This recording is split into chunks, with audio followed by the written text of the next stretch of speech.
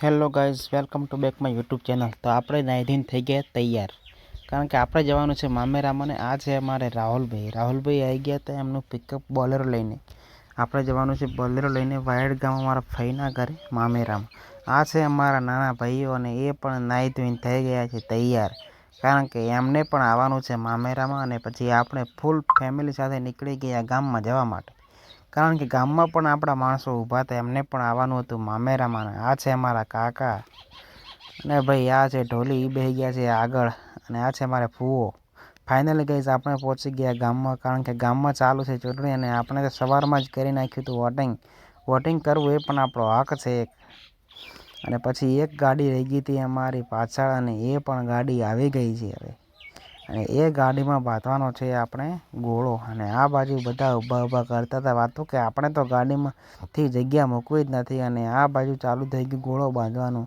અને ગાડીના આગળના બોનટના ભાગમાં બાંધી દીધો આપણે ગોળો, કારણ કે ગોળા વગર તો સારું લાગે નહીં મામેરું। અને આ છે અમારે બાંકો, અને બાંકે પહેરી લીધા ચશ્મા, અને પછી આપણે પણ પહેરી લીધા ચશ્મા અને થઈ ગયા તૈયાર રેડી, કારણ કે આપણે જવાનું છે મામેરામાં।